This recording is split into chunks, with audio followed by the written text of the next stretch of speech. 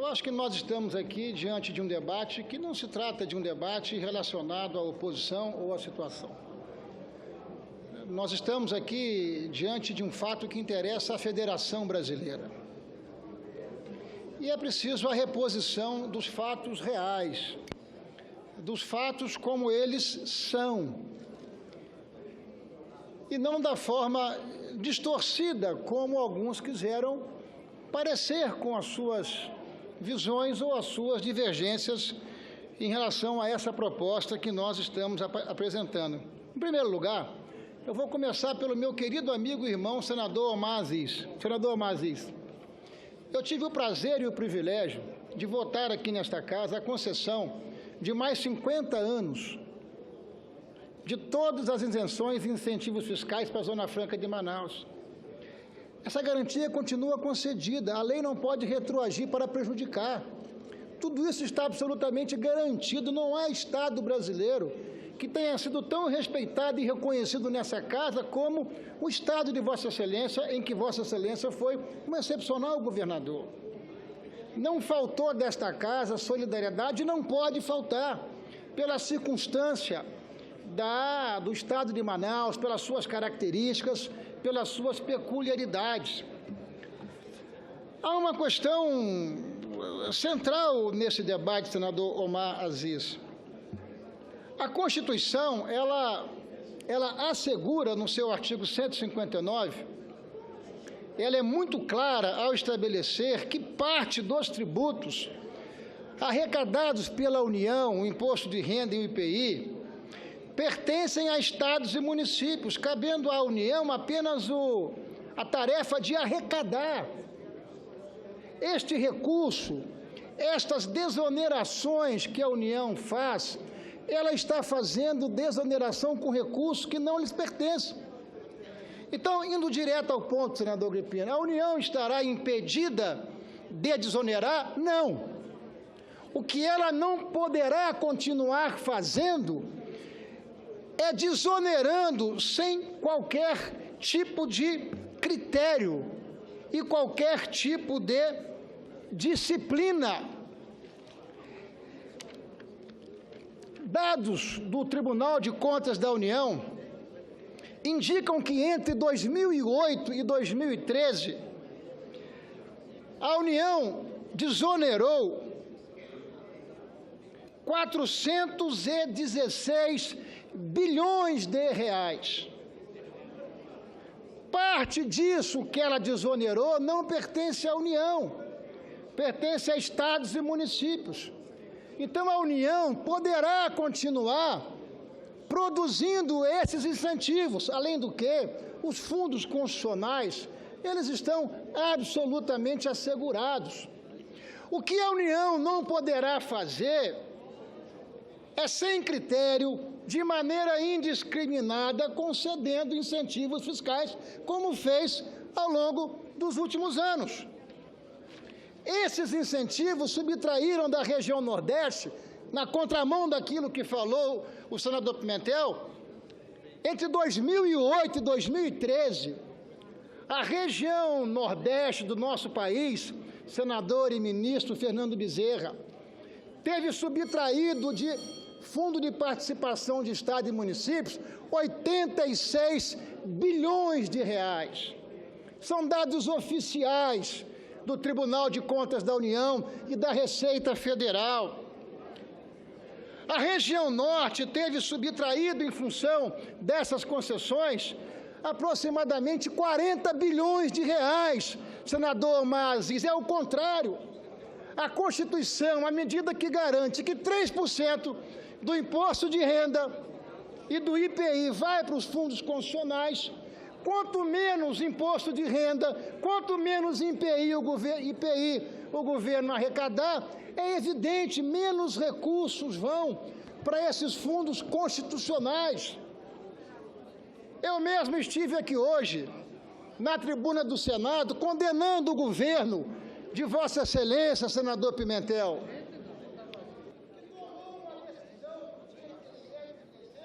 Absolutamente esdrúxula.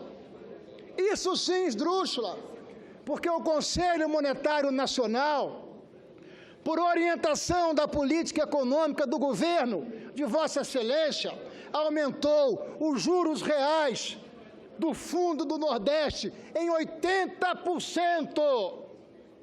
Isso sim é uma contradição absurda. Isso sim deve estar mexendo com os brios do professor Celso Furtado, que jamais imaginou que, ao constituir essa política de desenvolvimento regional, poderia imaginar que um governo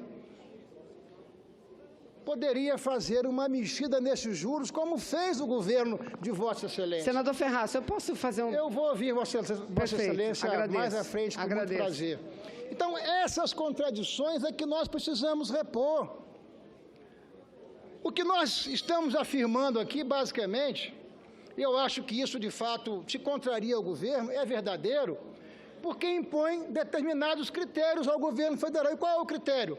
Ele poderá fazer incentivo com aquilo que lhe pertence, mas ele não pode continuar fazendo incentivos com aquilo que pertence aos estados. Se nós pegarmos aqui a relação dos estados brasileiros e as suas dependências com relação ao Fundo de Participação dos Estados, eu vou lá no estado do senador Petecão, 46% das receitas do estado do Acre dependem do Fundo de Participação dos estados. Mas eu posso ir no estado do senador Fernando Collor, do senador Benedito e do senador Renan Calheiros, que é o estado do Alagoas. Lá no estado de Vossas Excelências,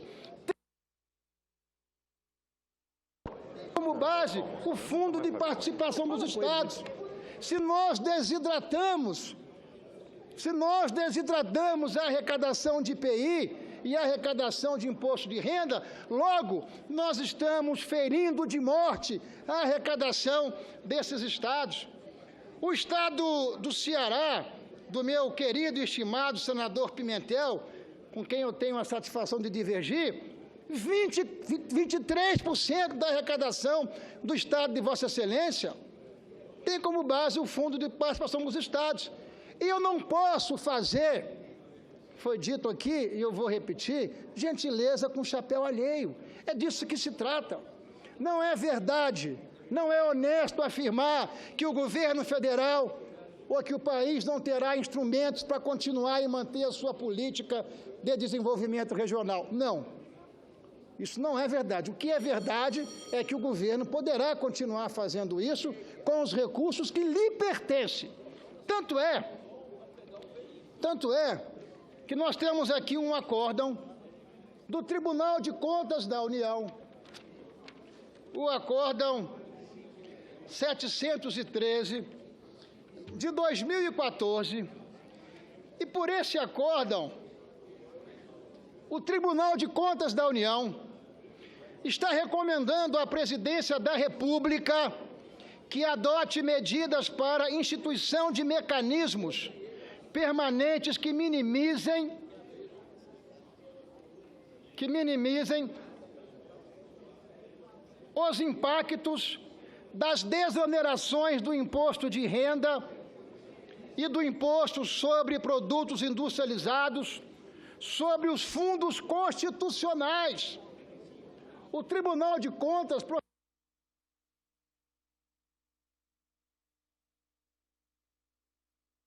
adote medidas, porque esses fundos constitucionais é o contrário. Eles estão sendo desidratados pelo governo federal a partir da sua política de desoneração que não guarda relação de forma coerente e de forma adequada. Quando eu olho aqui para o estado do Maranhão, por exemplo, no estado do Maranhão, 34% da sua arrecadação depende do Fundo de Participação do Estado. Portanto, se eu estou desidratando o imposto de renda e o IPI, eu estou desidratando estes fundos que são de fundamental importância para a manutenção dos seus estados e para a previsibilidade. Porque, na verdade e na prática, os nossos governos estaduais e os nossos municípios, eles fazem os seus orçamentos. E eles estimam aquela arrecadação em torno do FPE e do FPM. No meio do ano, o governo federal faz o quê? Resolve desonerar empresas de regiões que não são as regiões mais deprimidas do nosso país, muito pelo contrário. As desonerações que foram feitas de IPI e de imposto de renda não atendem aos estados emergentes, atendem aos estados mais desenvolvidos. Foram os estados mais desenvolvidos que concentram a industrialização neste país, que foram aquinhoados com esses benefícios. E quem está pagando essa conta, diferentemente do que foi afirmado aqui, são os estados do Centro-Oeste, do Norte e do Nordeste. Ora, estão confundindo, me perdoem, caçarolinha de assar leitão com carolina de sar leitão. Mas não há ingenuidade nesta deformação de raciocínio. O que há é o interesse de continuar permitindo que o governo federal possa continuar praticando as suas políticas inconsequentes, porque as políticas de desoneração praticadas pelo governo da presidente Dilma nos últimos anos, fundamentados pela chamada nova matriz econômica, levou o nosso país a ter hoje quase 70% de dívida bruta em relação ao PIB e está nos levando para um colapso no curto prazo. Portanto, senhoras e senhores senadores, Vossas Excelências são donos e juízo do valor de cada um. Mas eu reitero aqui a minha convicção e a minha confiança de que esta matéria é uma matéria que repõe, inclusive, a decisão que nós adotamos anteriormente. Ora, a afirmação que nós precisamos debater mais, ela me parece ingênua. Eu dizia agora ao presidente Renan Calheiros, o Supremo Tribunal Federal acaba de decidir, por 7 votos a 4, que as decisões adotadas em segunda instância terão que ser efetivadas. E nós temos emenda constitucional aqui há mais de ano para deliberar sobre este tema e nós nunca conseguimos avançar. Na nossa omissão, o que faz o Supremo Federal?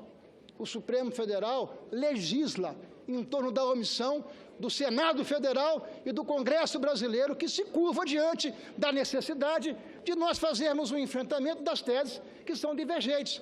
Mas eu ouço com enorme prazer a senadora Vanessa Grangettini. Senhor presidente, apenas vou fazer um questionamento. Eu queria só cumprimentar o senador Ricardo Ferraz e queria dar aos senadores um testemunho de que nós tentamos votar essa matéria algumas vezes. E essa matéria, na relação das matérias controversas, teve, sim, sempre muita dificuldade para ser apreciada aqui na ordem do dia. Então, esse é mais um motivo, a partir de mais uma decisão do Supremo Tribunal Federal, de que nós temos que deliberar sobre temas controversos, mesmo para rejeitar ou aprovar, mas o Congresso não pode enterrar sua cabeça debaixo do tapete.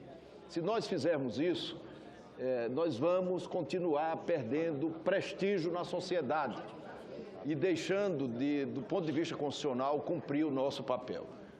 Com a palavra... Eu acho que esse debate é muito necessário que se estenda, porque nós estamos diante de um impasse, senador Ferraz. Vossa Excelência diz que nós confundimos a caçarola e nós dizemos que Vossa Excelência é quem efetivamente está confundindo a caçarola. Então, nós não podemos votar a matéria sem colocar o pingo nos is. Veja, eu iniciei meu pronunciamento falando do projeto da senadora Ana Amélia, que nós aprovamos e foi vetado. Ela tratava exatamente desse tipo de incentivo fiscal, dado daqui para frente, dado lá no meio do ano, sem nenhum planejamento, sem nada. Mas o que nós estamos votando, a partir da proposta de Vossa Excelência, é algo muito diferente disso. É uma emenda constitucional que mexe com os fundos estruturantes, aliás, aqueles previstos no artigo 151 da Constituição Federal, que diz o seguinte: nenhum estado ou município pode ser tratado diferentemente. Todos têm que ser tratados igualmente. Porém, incentivos podem ser concedidos para diminuir diferenças regionais. E Vossa Excelência, senador Ferraz, me desculpe, Vossa Excelência diz que todos nós que usamos a tribuna estamos enganados, porque não mexe com os fundos constitucionais. Claro que mexe, senador Ferraz. Essa proposta mexe. Por quê? Vou repetir o exemplo. Sudene, Superintendência do Nordeste, para receber indústrias, ela tem que dar incentivo, porque senão a empresa não vai nem para a Bahia, não vai para o Ceará, não vai para Pernambuco, não vai para Alagoas, não vai. Então, a Sudene dá um incentivo de 70% do imposto de renda. 75% do imposto de renda, mesma coisa no Norte. O que diz Vossa Excelência? Continue a dar os 75%, mas a parte desses 75% que caberia aos estados e municípios, a União tem que passar. É isso que diz. Nem a Zona Franca está isenta disso. Aí não adianta o senador Walter Pinheiro dizer que é constitucional. Só que são 2 artigos com o mesmo poder de força de lei e que tratam de assuntos diferentes. Um garante o incentivo por mais 50 anos e o outro diz, mas a União ressarça estados e municípios que estão participando disso. Então, senador, está errado essa nossa avaliação? Está errada essa nossa avaliação? E que não é minha, de todos, da grande maioria dos senadores que usaram a tribuna. Senador Ricardo, uma palavra ao excelência para concluir.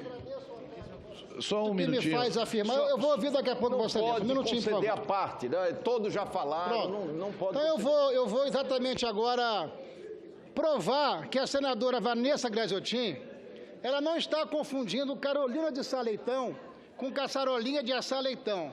Ela está confundindo catraca de canhão com conhaque de alcatrão. Por quê?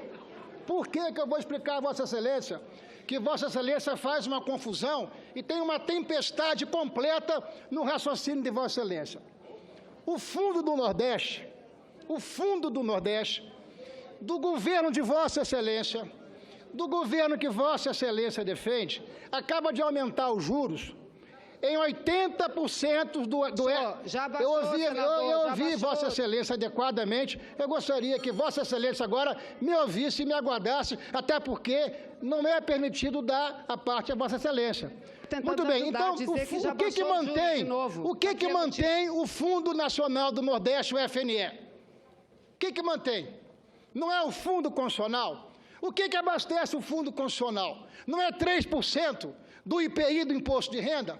Se eu subtraio recursos do IPI do Imposto de Renda, eu estou subtraindo, eu estou limitando a capacidade do Banco do Nordeste financiar as importantes empresas que foram atraídas, não apenas para o Nordeste, para o Centro-Oeste, para o Norte e para o meu Estado. O meu Estado, senhora senadora, tem 28 municípios, que é parte da Sudene. Então, eu conheço perfeitamente e tenho sido aqui um defensor do desenvolvimento regional, inclusive em relação ao Estado de Vossa Excelência, que eu fui aqui um ardoroso defensor e advogado da manutenção e da expansão de mais 50 anos para a Zona Franca de Manaus. Então, é preciso que Vossa Excelência tenha um pouco de solidariedade com o conjunto das questões e dos conceitos, porque é isso que está faltando. Portanto, senhor presidente, eu acho que está muito claro o raciocínio que nós precisamos fazer. Eu estou feliz em apresentar a minha proposta. Sabe por quê, presidente? Porque quando eu vejo um senador como Blairo Maggi, que é do estado do Mato Grosso, ex-governador por 8 anos, fazer a defesa, enfim, desta emenda que eu apresentei aqui, não venham chamar o senador Blairo Maggi de desinformado. Não venham chamar o senador Walter Pinheiro de desinformado. Não venham me dizer que o senador Antônio Carlos Valadares não é um senador que conhece a realidade do Nordeste. Não venham me dizer que o senador Otto, um ex-governador, um ex-conselheiro do Tribunal de Contas, não conhece a realidade daquilo que estamos votando. Portanto, podem fazer qualquer tipo de deformação. Fazendo aqui, senhor presidente, é uma cortina de fumaça para o enfrentamento de uma questão federativa que está acima dos debates entre governo e oposição. Essa é a minha convicção e, por isso, eu estou certo que esta medida ela faz justiça com os nossos estados e com os nossos municípios. Muito obrigado.